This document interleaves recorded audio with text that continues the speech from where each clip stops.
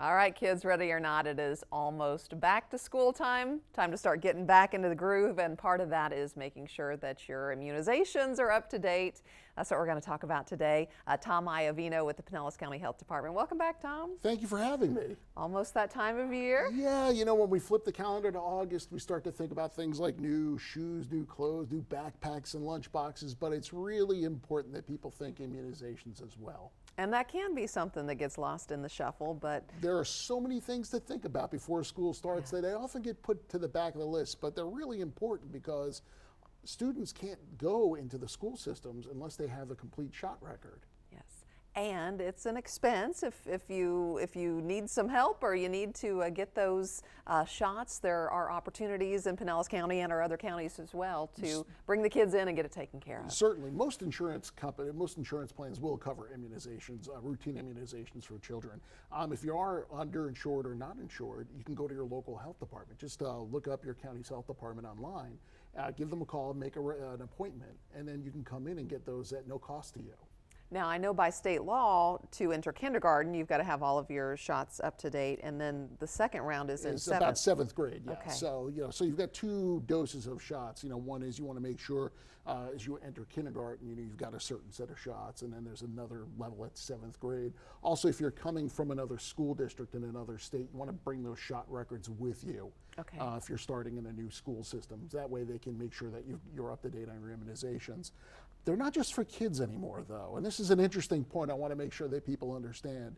If you have somebody in your house who's actually going off to a university or a college, give their admissions office a call in advance, because there are a lot of universities that require certain immunizations before you enroll. And you can actually start taking classes. Yeah, I don't remember if that was the case. It was many years ago when I did that. It's longer than I care to remember, but there are some really good immunizations that have come out since then that can help protect against a number of illnesses.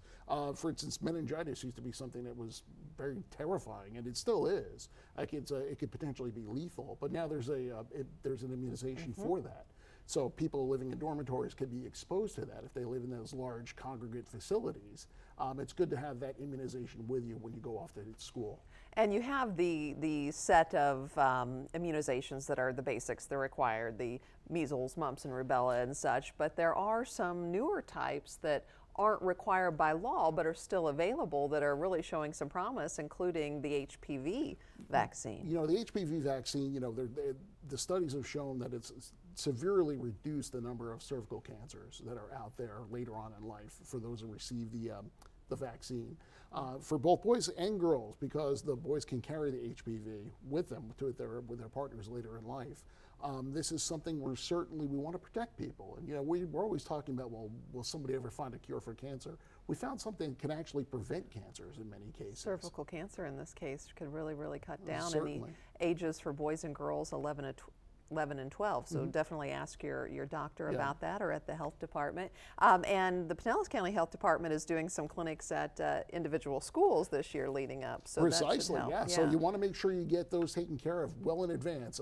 Don't wait till the last minute, because I know in Pinellas County, school begins August 14th. It begins on or about the same day in different counties, so be sure to get that well done in advance. Okay, because you guys are going to be at Northeast High School, Gibbs High School, Boca Ciega, so there's a few clinics that'll be held leading up until, oh gosh, you're almost there the next couple of weeks. We're almost there, so the next few weeks, so be sure to call in advance, make an appointment so you can come in and get all those exams done, the physical exams done, get those shots done, make sure you get that done and taken care of so you don't get to the day of and have your child sent home.